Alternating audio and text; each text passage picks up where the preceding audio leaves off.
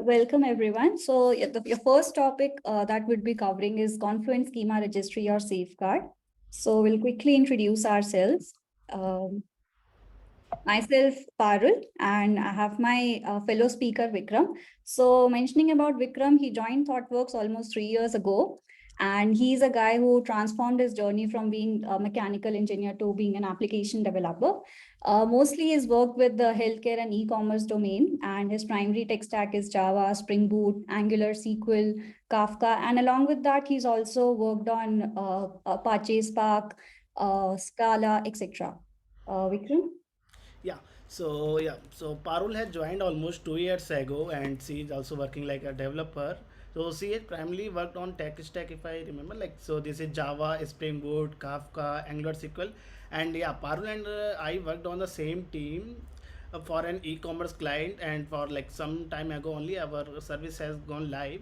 And if talking about outside work, so you will see Parul involving in the communities, taking the Docker session for the great joinees in ThoughtWorks. And apart from this, also she is organizing team member for Google Cloud New Delhi community. Yeah, Parul. Thanks, Vikram. And these are our handles. You can connect with us on these handles on your different social media. So moving to the next part. So we are assuming for this session that you know Apache Kafka fundamentals and you have done basic producer consumer implementations. You know how they communicate with each other. So before we dive into the our main topic schema registry, let's quickly review what exactly is Apache Kafka. So Apache Kafka is primarily a message broker. It helps us transmit our messages from one system to another in real time and reliable manner. Why real time? Because we've seen in traditional systems when we have huge amount of data to transfer. So that would be done in batches. The downstream system will be consuming them in batches, right? But in today's world, the companies are moving to the real time experience and for example, let's say Netflix. Netflix, it tries to suggest the movies and the TV shows in real time based on what we are currently viewing. Or let's say Uber or any other cab booking service, they provide us the prices and all that information in the real time, right? So we need a real time experience, and this is what Kafka helps us with. And why reliable? Because Kafka, at its core, it's a distributed system, so it has a fault tolerance mechanism. It would reassign the brokers, the servers, and this is why it helps us provide a reliable service. So as I mentioned, it's a distributed system and it stores, reads, and processes our streaming data. And if we look at the Kafka architecture, so we would have a producer. Let's take an example of an e-commerce application. Let's say you order some product. So your ordering service will act as a producer. It will publish an event that it's XYZ a user has ordered something. So this will be published to the cluster, and your downstream application, it can be, let's say, your inventory application, which has to be notified that this has been ordered, so they can update the inventory. And it can be your product tracking service. It can be your reward service. So all these can be the consumers of your application. So we'll have the consumer API. And like that, there are two more APIs that Kafka provides, which is stream processing, and we have the connector API. All right. So now in Kafka world, if you have heard about Kafka, you must have also heard about Confluent Kafka. So what exactly is the difference between the two? So if we say Apache Kafka is an open source tool, it was initially developed by LinkedIn, then it was made open source.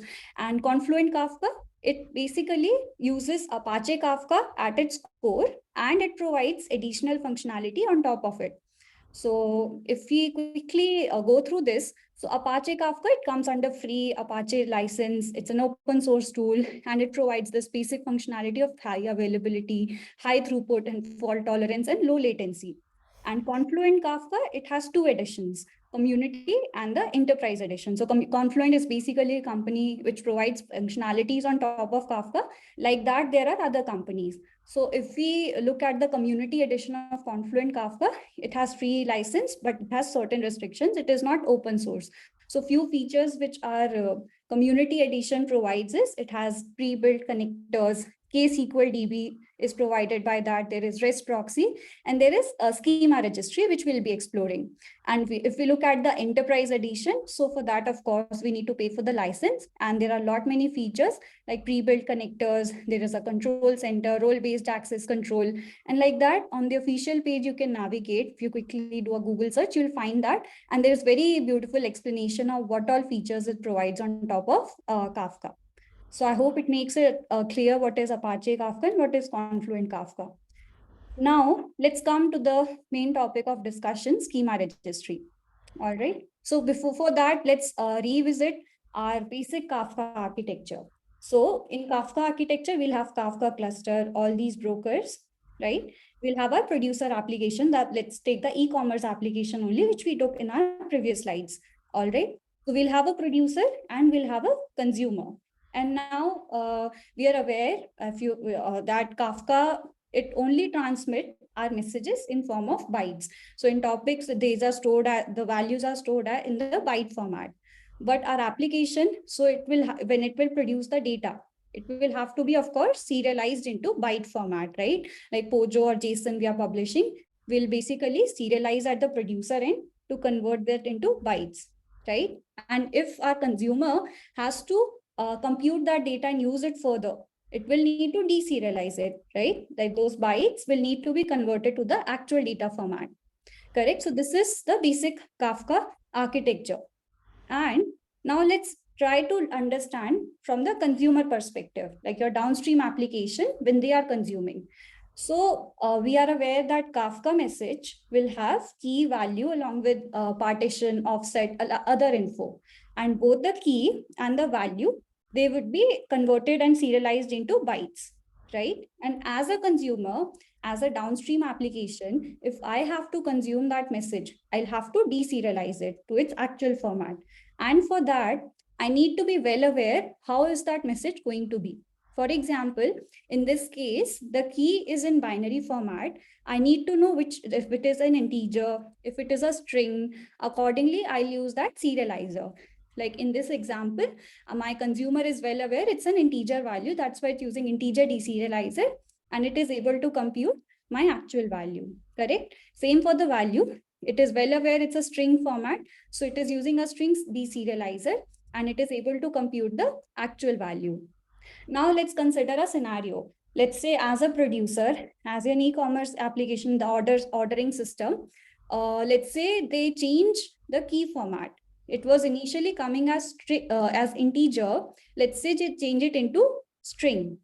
But now, let's say my application had 10 consumers. So all the consumers, they will not be made aware that if it was changed, the contract was changed. They'll still have integer deserializer in their code. And once they receive that message, their system will break. That particular thing will break, right? So we need a means to communicate with the consumer that this is going to be the contract, this has changed, etc. Correct?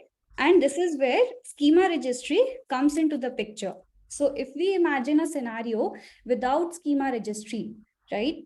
So we will just have producer serialize data, send it into bytes, cluster will transmit those bytes, consumer deserializes it, correct? But now when we have schema registry into picture, so what exactly is schema registry? Just like we have Kafka cluster, we have a separate Kafka cluster has brokers, like schema registry will be a separate server outside our cluster, and it will basically cache the schema that we transfer. So let's say my producer, it has defined that, okay, this is the message my API is going to publish. So that contract, how that data structure would look like. So that contract, it will first check in the local cache of schema registry if it is there. And if it is not there, it will cache that message, and it will get a unique schema ID.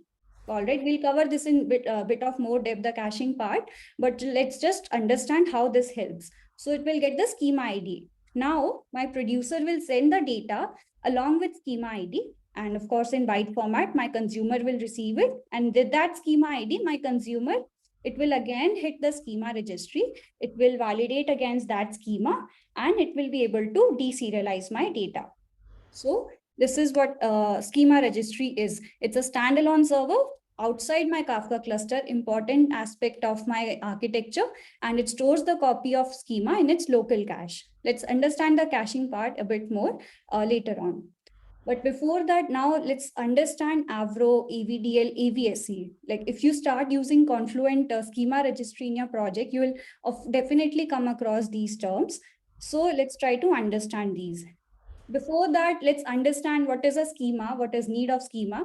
Serialization and deserialization, we have just seen how at producer, we need a serialization into bytes, and in deserialization at the consumer end, we need the conversion from binary to the actual data format. But what exactly is a schema? So schema is basically a contract, right, between producer and consumer. We just saw an example, like if a producer changes the contract, the key type changes from string to integer or vice versa, or any other change happens, any field is removed. So we need to have a well-defined schema between producer and consumer, which acts as a contract, right? And it will tell what all fields are going to be there, which will fields will be nullable, which fields can be optional, or which fields, if they are not given, what would be their default value. Everything can be defined through schema, right? And for schema, we need some data format, right? So we can use JSON data format, which we use very commonly when we are using REST APIs. You are consuming some, let's say, some REST API, it gives you data in JSON. So how you usually do it, and like you will define its deserializer, right? You will deserialize that JSON value. Let's say there are 10 fields and you will take only few 4 of them and you build your Pojo class. But it's JSON is language agnostic, but it does not enforce any schema, correct? Like if any field can change, it does not tell that this is going to be schema, right? And like that, JSON, there is Avro, there is protobuf, and then there is JSON schema, which are language agnostic and basically language programming language independent, and they enforce some schema format as well. So if you are using schema registry in the Kafka world, mostly you will come across the Avro. It's very popularly used as the data format for serializing and deserializing. And why is that so? Because Avro, let's first understand what exactly is Avro, and then we'll move to the why part. So Avro is an open source binary data serialization library. If you Google search it, this is definition will come forth. Like it basically binary, it will convert our data into binary format. And how Avro works? So Avro at its core, it uses schema.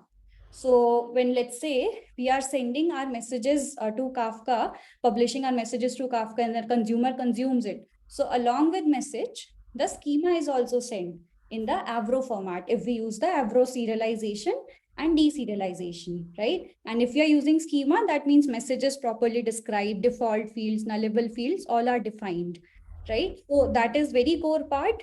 Plus Avro sends the data in the compact format, unlike JSON, XML, etc. All right.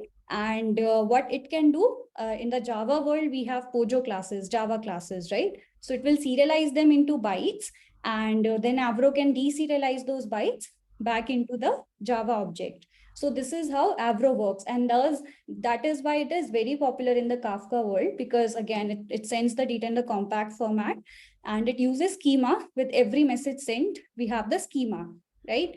And it has properly defined fields, nullable and all. That's why we prefer to use Avro. So we'll be seeing the Avro usage only in this presentation. But now, as I mentioned, we have the schema in every message, right? But that will increase our message size, which we don't want, right? That is why, along with Avro, we use schema registry, which will act as a central repository of all our schemas and their versioning. So I previously mentioned, we'll see the caching part, right? So let's see how this comes into picture here. So now that we have Avro, we are sending using Avro format, and we use schema registry. So how our architecture will look like? So producer, it will first, whichever message we are sending. So it will, in the schema registry, our central schema registry, initially the schema will not be there, right? So producer will first communicate with our central schema registry, which is outside server, outside cluster. And it will register our schema, and schema registry will cache that. And then schema registry will give a unique ID for that particular schema. All right. And then producer will leverage that along with the message. So we'll have message plus the schema ID, schema version, and cluster will transmit this data into bytes. Plus, there is one more thing that happens. So producer, it will also have a local cache. So our Avro serializer, it will have a cache. It will store a mapping of schema ID and our schema. All right. So that every time for that schema ID, it does not have to hit the schema registry if there is already a unique schema existing. For updated schema, it will work differently. Then this message and schema ID is transmitted to consumer.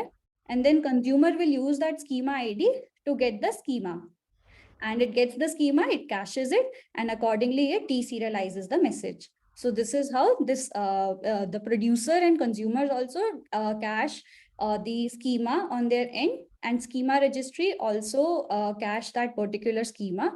Now that what happens is, let's say my producer, it has their schema cached, right? So let's say now they were sending initially the integer key. Now they change it to the string key. So now that message is, when that message is sent, so instead of breaking it at the consumer end, it will break at the producer end only, because that schema got invalidated. It does not match the registered cached schema, right? So instead of affecting our all the downstream consumers, our producer itself is made aware, and accordingly they can change the versioning, they can update schema, and then they can publish the message. So this is how our flow will look like with Avro and the schema registry. So now that we understand schema, what is Avro? So in Avro world, you will see the files with the extension .avdl, avsc, which Vikram will be covering. But now let's try to understand how basic avdl file it will look like if we define our Avro class. So we can define a class. Let's say we'll take an example of library. So if we have a book, so in the Avro world, we have all the primitive types supported, which is int, which is boolean, string. All these are supported. Second is that all the complex types are also supported. Let's say we have array, we have enum, we can define this way. We have a custom data object, which we can define this way in the record. All right. And there are two more features. We can also mention, like let's say in our book class, our name can be nullable. All right. So we can, this also we can define in the contract that it can be string or it is an optional field. So it can be null. So we define it in this way. Now the fourth part is we can also define a default value. Let's say if this field is not sent, or now this is like null also it has defined, or if it is not given, we can also give a default value. Let's say we could give a default value for this enum as value 3. So this is how we can configure our file. So now Avro versus direct Pojo. Now our Avro also converts our like Pojo class into the JSON type, and then basically it transmits our messages, right?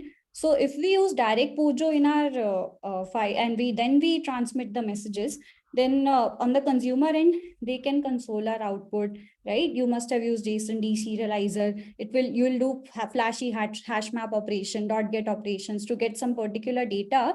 And if that field goes missing from producer contract, you will run into null pointer exceptions, correct? But if we use Avro, which uses schemas at its core, so it has basically contract clearly defined with nullable and default fields.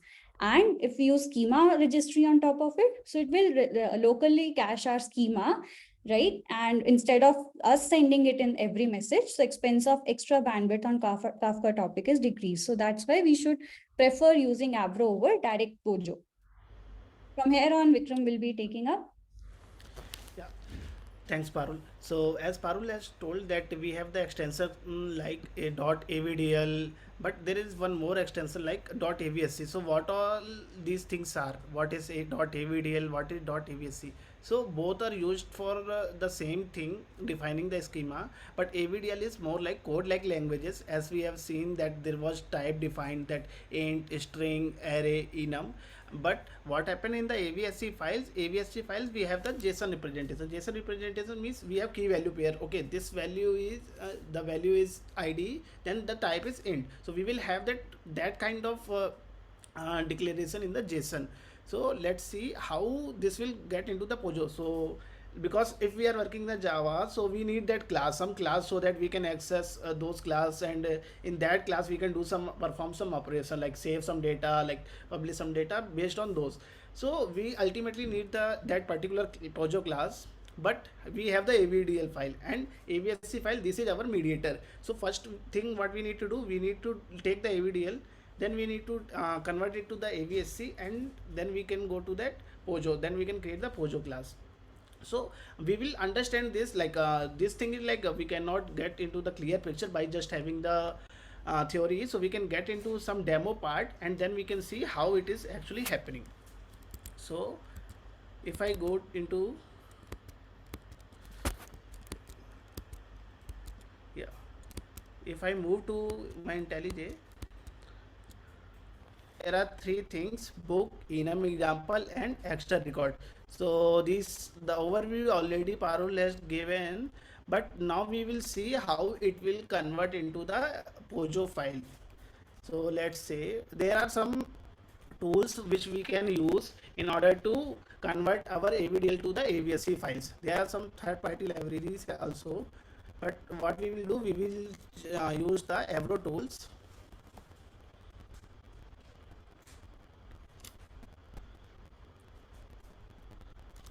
Okay.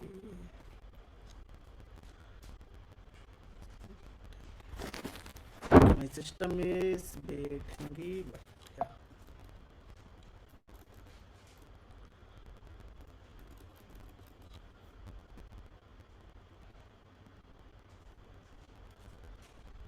Okay.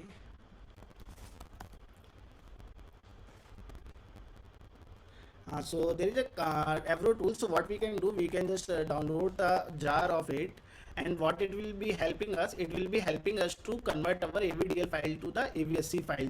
So this is the command we have to give in. So I have Avro tools. We are telling that ideal schema we have to change into the schema, that will avsc files, and I am passing that particular file path. For that I want to convert all the avdl to avsc. Okay, so this I am doing. Okay, so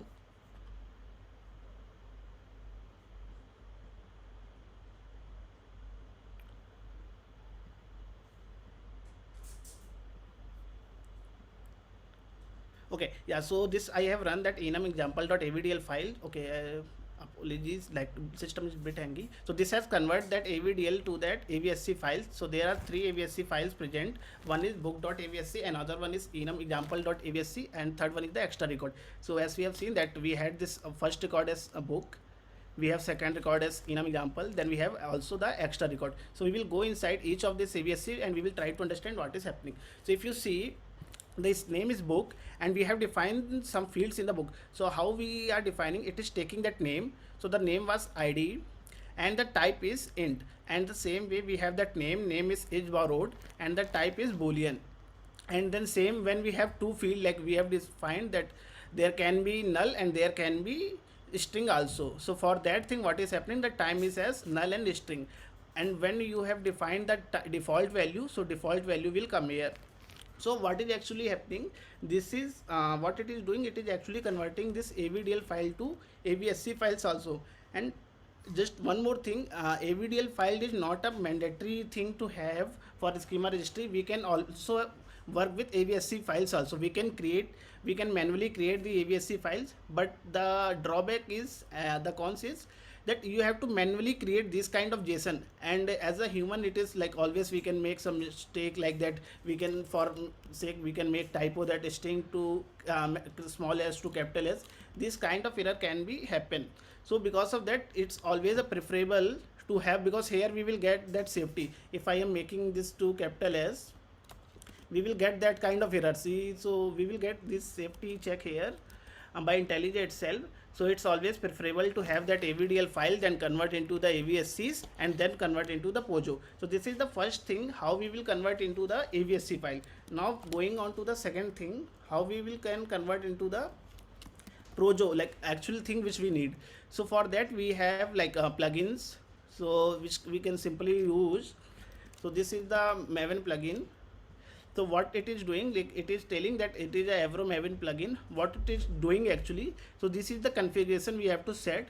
So what I am telling it, okay, take my base directory of this project, go inside src main resources. So if I am going it, so it will take only the avsc file. So it will go inside this source file where book.avsc is present. And what I am telling, that after going here, generate the output inside that src main.java. So when you will do the bootstrap, so what will happen, this plugin will generate all the pojo file based on this avsc. So if we go inside our main.java, which path I have given, so you will see a schema directory here. So this is the generated part, and as we can see, we have the book.avsc, so for which it has generated the pojo class. So for this book, it is also written here that it is a Avro generated class. And we can see like this is there are so many other things also, but this is simple java class where we can use all this thing our, like that we had that get id, right? We have that id, so we can use the id field of it, we can set that id. So which this field we can use in multiple places. So if I see like this, we can use as a normal java class in in any place wherever we want, we can use it.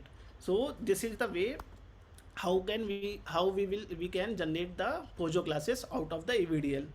So before going into the before showing the this application with the schema registry, let's think how it will work without the schema registry. So for that I have just created a small project library application.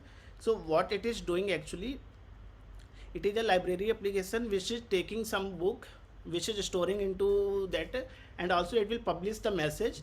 And what there is a get status thing, what this get status will do, it will take all the books which you have stored here. So the contract is id is borrowed name, this I am showing without the schema registry. So if I am doing this, we are getting 201, it is got created. So if we see the logs, so we can see this Avro message got successfully produced, and also we have the consumer as well. So what this consumer is doing, this consumer is doing not much thing, it is just taking the name of this book, and what it is doing, it is taking making it uppercase, and then simply it is logging it out. So this is the very simple use case which we have taken. So let's say what will happen without that schema registry. So by chance, like producer has missed to send this field, as Parul was saying. So what will happen, producer side we will not see any error, it is showing 201 got created. Why we are not seeing any error? Because we have not decided any contact, we have just decided the json, and json is nothing but the key value pair. So it is not breaking. But if you see the consumer side, so now consumer side we are running into that null pointer exception. Why we are running into that null pointer exception? Because it is trying to take that name and trying to make it uppercase, but it is not happening. So that's why it is running into the null pointer exception. So if we go here, that this is the 9021 we have running control center in our local. So we can see the topics inside it. Okay. Yeah, so this is the topic library clone, which where we have published a message.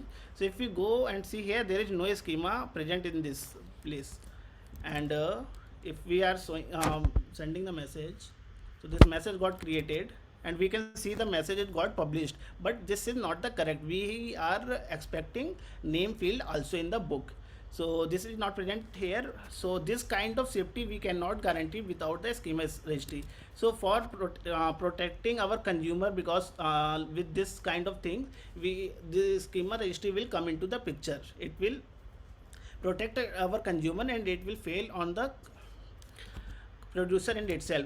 To for showing this thing, we can simply go to now this is 9082 is the with schema registry. So we are publishing a message, it got 2 not 1 created. Now what we will do, we will go to our library application, we can see the schema. So schema got registered here.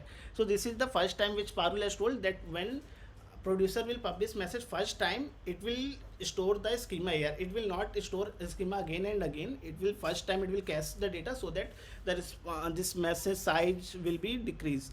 So it is storing the schema, and this is the central source for both producer and consumer. And now what I will do as well, I will try to repeat the last scenario. What was the scenario? That we are publishing some message without some field. So now what will happen, it will start breaking at the producer end, which is like expected, that we cannot publish a message without the field which we have promised for the, which we have promised in the schema. So now if you see that inspect, there are no message got published, we are seeing that error is happening here. And if we are seeing the status, so what this status is doing, it is doing nothing but it is consuming all the messages. It is showing that okay, total books, we have added one book earlier, that one book and the book name and all the books. So we didn't have any borrowed books, so we are seeing only one book here. So if I do this again, so we okay, so yeah, it will showing one again. So it is not showing that book id 2 because it did got saved. So this is the guarantee which schema registry is providing us, and it is saving our all consumers. Now consumer doesn't know anything about it. Consumer is on the consumer just only know that we there was one successful message which I consumed properly. Whatever happening in the producer, and he it is not caring about it. That's the right way. And there are also some future thing also we can read it about it. So that let's say we cannot have a perfect schema at a very first thought. So let's for example, we are having a schema and you want to add one new field, authors of it. So author can be multiple, so you want to add one new field, like the name will be that authors, and then type will be, you want to define it as a of string. So this thing you want to provide in the new feature. So what is this thing called? This thing is called schema evolution. So when you are trying to evolve your schema, you are trying to change, when you are changing the schema, so you have to be make sure of few things, that the already published message, that should not be get lost, that should not be start failing. So this is like backward compatibility, you have to be make sure of it when you are trying to schema evolution. This is the future scope of this talk. And yeah, thank you everyone. So this is the thing which we have planned for it. Thank you.